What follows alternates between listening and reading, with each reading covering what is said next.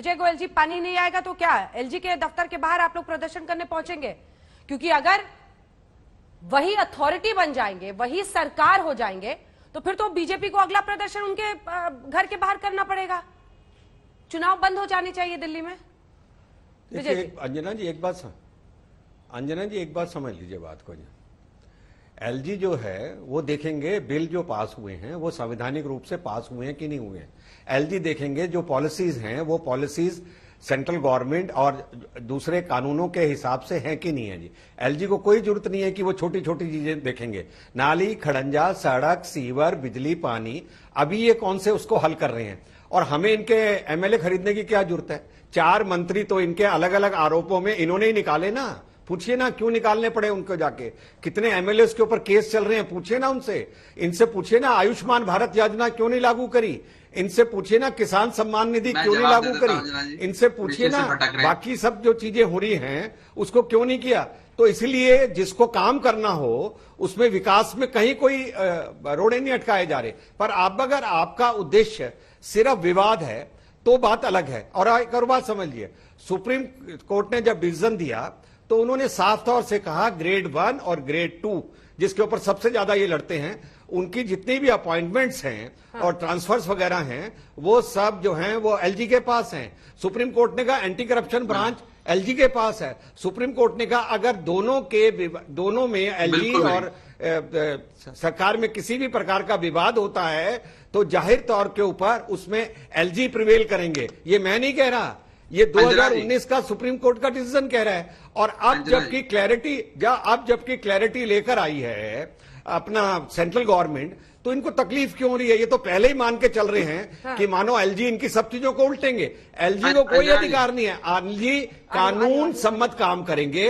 और लास्ट में मैं एक बात कहना चाहता हूं, लास्ट में सुनिए, एक बात समझ लीजिए, ये यूनियन टेरिटरी है, चाहे वो जम्मू कश्मीर हो, चाहे पुडुचेरी हो, चाहे दिल्ली हो। जहां यूनियन टेरिटरी होती है वहां पर लेफ्टिनेंट गवर्नर के अधिकार ज्यादा होते हैं। बिल इन्होंने ही पारित करने हैं, सिर्फ एलजी के पास उनके अप्रूवल के लिए भेज रहे हैं। तो इनको दिक्कत क्या है? आपको मालूम है लोकपाल बिल में क्या हुआ था जिसमें इनकी सरकार गई थी? लोकपाल बिल में इन्होंने फिर ये तो हमेशा कहते हैं ना कि एलजी लटका देंगे, फिर एलजी किसके कहने पे हाँ या ना करेंगे? एलजी क्यों लटकाएंगे? एलजी क्या दिल्ली के दुश्मन हैं? और ये बीसियों चीजों को लटकाए बैठे हुए हैं, उसका क्या होगा जो आज तक यमुना साफ नहीं हुई? सुनिए अंजना जी, यमुना साफ नहीं हुई, पॉल्यूशन का कुछ नहीं हुआ, कोविड के अंदर इनकी भूमिका ठीक नहीं रही। तो ये जब इन्होंने लटका दिया तो आपने इनका क्या कर लिया? आप बताइए ना।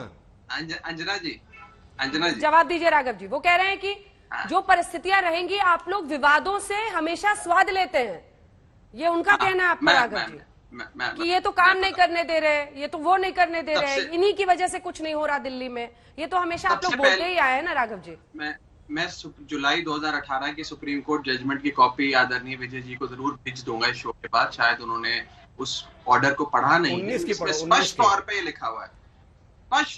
ये लिखा हुआ है कि दिल्ली के अंदर रोजमर्रा के जीवन की पॉलिसी बनने की ये सारी फाइलें उपराज्यपाल के पास भेजने की कोई आवश्यकता नहीं है। केवल 3 महत्वपूर्ण विषय, कानून व्यवस्था, पुलिस और जमीन, क्योंकि एक केंद्र सरकार भी यहाँ बैठती है, ये देश की राजधानी है, या अंतरराष्ट्रीय दूतावास भी है। इन 3 विषयों के लिए दिल्ली यूटी है, इसकी फाइलें उपराज्यपाल के पास जाएंगी। बाकी हर विषय के लिए, बिजली क्या दाम पे बिकनी चाहिए, मोहल्ला क्लिनिक कहां बनना चाहिए, सीवर लाइन कहां डलनी चाहिए, इसकी फाइल उपराज्यपाल के पास भेजने की कोई आवश्यकता नहीं है। चुनी हुई सरकार सक्षम है। अब मुझे एक बात बताइए, आज यदि योगी आदित्यनाथ सरकार के किसी फैसले पर उत्तर प्रदेश की राज्यपाल आनंदीबेन पटेल वो फाइल लेकर बैठ जाएं और कहें कि मैं योगी सरकार को ये चीज नहीं करने दूंगी, मैं यहाँ पे फलाना स्कूल नहीं बनने दूंगी, मैं यहाँ पे फलाना प्रोजेक्ट नहीं आने दूंगी, तो क्या योगी जी की प्रचंड बहुमत की सरकार चल सकती है? मैं वही तो कहने का प्रयास कर रहा हूँ। जब लोगों ने केजरीवाल सरकार को चुन के भेजा, अरविंद केजरीवाल के नाम पर वोट दिया, तो आप क्यों जबरदस्ती राज्य, आप ये मानकर क्यों चल रहे हैं कि गवर्नर या एलजी उस राज्य के दुश्मन है? अगर आप इस प्रेमाइस के साथ चलेंगे तो आप उनके साथ कैसे मिलकर कायम? एक सेकंड राघव, मेरे सवाल को समझिए। राघव एक सवाल तो समझिए आप, एक सेकंड। कोई भी स्टेट और यूनियन टेरिटरी में फर्क है। एब्सोल्यूट पावर नहीं है इलेक्टेड गवर्नमेंट को यूनियन टेरिटरी में। ऐसे में अगर आप इस प्रेमाइज के साथ काम करने निकलेंगे कि वो तो दुश्मन है, वो तो हमें रोकेंगे ही, वो तो हमारे खिलाफ है, वो तो केंद्र के इशारे पर काम करते हैं, तो फिर तो उस यूनियन टेरिटरी की सरकार को मुश्किल होनी है। यहाँ पर अंजना जी, अगर किसी की मंशा पे किसी को शक है तो वो बीजेपी की मंशा पे शक है। आज अरविंद केजरीवाल दिल्ली के दुश्मन है क्या? जो अरविंद केजरीवाल से आप हकों को छीन रहे हो। आजाद भारत के इतिहास में सबसे बड़े जनादेश की सरकार दिल्ली ने 2015 में बनाई। दिल्ली की जनता ने प्यार आशीर्वाद दिया अपने बेटे अरविंद केजरीवाल को। 67 सीटें जी 70 में से भारतीय जनता पार्टी का सुपड़ा साफ कर दिया। और दर्द क्या है, भाजपा का दर्द क्या है? 25 साल से अंजना जी, 15 साल शीला दीक्षित सरकार के, 10 साल केजरीवाल सरकार के, 25 साल से बीजेपी बेचारी दिल्ली में सरकार नहीं बना पाई। आज एमसीडी का उपचुनाव होता है, उसमें यही दर्द है क्या विजय जी? इनकी हालत ऐसी हो गई है कि अब ये मान चुके हैं कि दिल्ली में हमारी सियासी जमीन खिसक चुकी है, तो चोर दरवाजे से, पिछले दरवाजे से सत्ता हड़प लो। ये तो सत्ता के लोग विजय जी जवाब देंगे। विजय दूसरी चीज मेरी सुन लीजिए, एक मिनट अंजना जी, अंजना जी, विजय जी को आपने काफी समय दिया था, मुझे 15 सेकंड दे दीजिए। विजय जी ने 3-4 और भी अनर्गल बातें करी, आरोप लगाए, कहा भी हमारे एमएलए पे मुकदमे चल रहे हैं।